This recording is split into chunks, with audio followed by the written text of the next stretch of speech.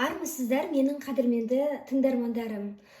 Бүгін мен сіздерге Матьенің эксперименті туралы айтамын. Бұл туралы сіздер естіген боларсыздар деген ойдамын. Матьенің эксперименті деп аталып кеткен негізі.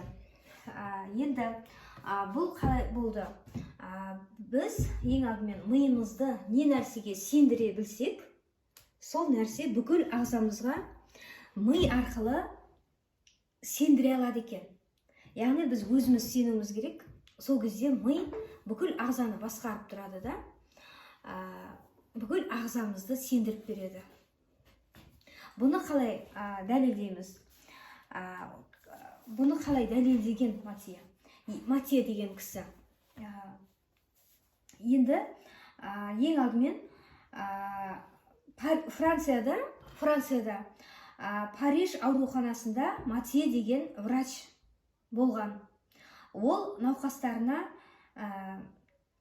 неше түрлі ем жүргізеді, бірақ ол кезде ауру сырқау көп. Бірақ оның емдейтін жолдары өте аз заман болған. Сол кезде елде, Францияда, Парижде туберкулез ауруы өршіп тұрған екен. Туберкулез, өздеріңіз білесіздер, өте жаман аурулардың бірі. Ол тіпті тұқым қуалап кетеді әрбірден кейін. Емделуі аса қиынға соғатын ауру. Бірақ дер кезінде, енді басталып келе жатқан кезде емдейтін болса, құлан таза аяқ кетеді. Қазір әсіресе мүмкіндіктер көп. Ал бастапқы кезде оны құрт ауруы деп, оны жазылмайтын аурулардың қатарына қосқан. Бірақ ол негізі жазылады қазіргі кезде. Бірақ өте нашар аурулардың бірі, өткен жазылып кеткеннің өзінде одан кейінгі ұрпақтары осы аурумен ауырып қалады кейбір кезде, көп жағдайда. Енді сол туберкулездің өршіп тұрған кезі Матье деген врач өзінің науқастарына ем жүргізіп жүреді. Бірақ күннен күнге осы туберкулезбен қайтыс болып жатқан адамдардың саны арта бастайды. Көбейе береді. Жазылып жатқан адамдар бар, жоқ емес. Бірақ ауырып қайтыс болып жатқан адамдардың саны әлде қайда көп екен. Сол кезде Матье не істейтінін білмейді. Ем аз, нақты бір мынаумен емде деген әлі дәрі-дәрмекте шықпаған кез болған. Сол кезде Матье бұл ситуациядан қалай шығам? Бұны адамның өлімін қайтсем азайтам деген оймен басын қатырады. Сол кезде оның ойына мынадай бір идея келеді. Ол науқастарына көңілді болып барады да, науқастарын жинап алады да, науқастарға айтады: менің бір керемет жаңалығым бар дейді. Сосын науқастар қандай жақсы жаңалық екен деп бір үміттеніп осы Матьеге қарайды. Сол кезде айтады: біз Германиядан туберкулезді емдейтін көптеген уколдар, дәрілер алатын болдық. Сөйтіп біз келісім шартқа отырдық дейді. Ол кезде науқастар, пациенттер бір үміттеніп, сосын сұрақтарын қоя бастайды. Ол дәрі-дәрмек қашан келеді? Тапсырыс бердіңіздер ма? Шамамен қанша уақытта бізге жетеді деп сияқты неше түрлі сұрақтарды жаудыра бастайды. Сол кезде Матье айтады: енді ол жағын тура айта алмаймын, бірақ келген кезде мен сіздерге міндетті түрде ескертетін боламын. Әзірге осы қуанышты жаңалық аз болса да мен сіздерге бөлісіп қойғым келді, сондықтан айтып жатырмын. Келген кезде мен тағы да сіздерді хабардар етемін дейді. Содан біраз уақыт өтеді. Бір күндері сол дәріні алдық.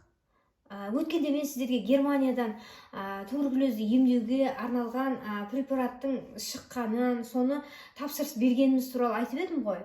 Міне, мынау салып жатқан дәрі, мынау ішіп жатқан дәрілеріңіз сол дәрі. Бүгіннен бастап, Құдай қаласа, осы дәріні ішесіздер, сосын бәріміз айығамыз. Сіздер жақсы нәрсе ойлаңыздар, жаман нәрсе ойламаңыздар. Сіздер жақсы ойласаңыздар, ауру өзінен өзі төмендей бастайды. Адамның ойында жатыр көп нәрсе деп айтады. Сол-ақ екен, науқастардың барлығы қуанады, жүректер жарылып, қалпақтарын алып аспанға атып лақтырып қуанып жазылатын болдық деп мәз болады бәрі. Содан сол науқастардың көпшілігі көп ұзамай құлан таза айыға бастайды. Алдында науқастардың қайтыс болу көрсеткіші өте көп болып тұрған болса, мына дәрі Германиядан келді, бұл туберкулезді емдейтін дәрі деген сияқты айтқаннан кейін адамдар соған сене бастайды, илана бастайды. Сосын олар ішкен сайын, міне мына дәріні ішіп жатырмын, енді мен денсаулығым жақсы болады деп өздері сендіре бастайды. Содан кейін нәтижесіне қарасақ, расымен де бұрынғыдай өлім-жітімнің саны проценті азайған, керісінше емделіп жазылып жатқандардың саны арта түседі ғой.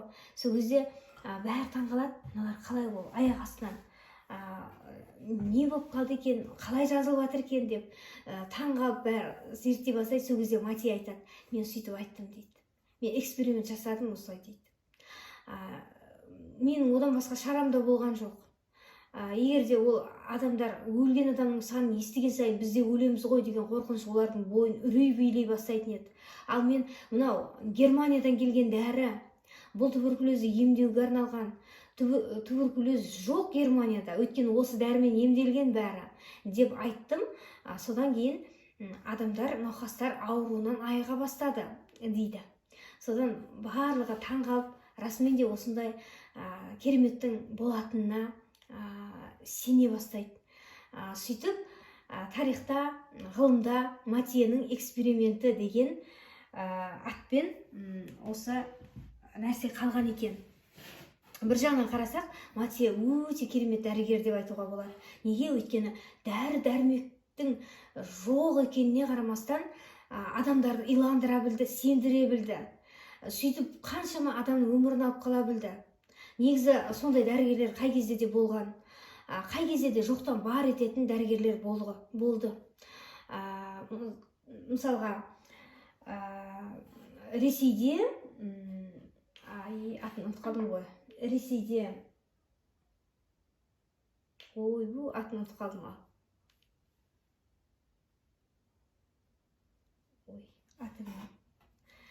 Жарайды, келесі жолы есіме түскен кезде айтамын. Негізі мен жазып алуым керек еді, ұмытып қалдым. Атын жазып қойсам есіме түсетін еді ғой. Менин деген кісі болған Ресейде. Осы Менин деген кісі де жоқтан бар жасаған дәрігер, сөйтіп тарихта қалған. Ол дәрі-дәрмек жоқ, соғыс уақытында бір кішкене ғана бір лампочканың лампочкамен бір Менин деген, өзі аты Менин ғой, сол Менин деген атпен қалды тарихта. Сондай бір көк лампамен кез келген ауруды емдеуге болатын дәлелдеп берген. Келесі бір видеоларымда мен сол Менин деген кісінің жасаған лампочкасының көгілдір шам арқылы жасалған аппаратын көрсететін боламын. Ол қарапайым ғана лампа, бір артықшылығы жоқ, біздің турмалин, нуга без сияқты емес ол. Ол негізі қарапайым ғана нәрсе, бірақ сол нәрсеменен Менин деген кісі көп деген ауруларды емдеп шыққан. Келесі бір видеомда салғым келді. Өткенде мен видеоны жазып едім сол лампа туралы. Ұзап кетіпті, 42 минутқа шығыпты.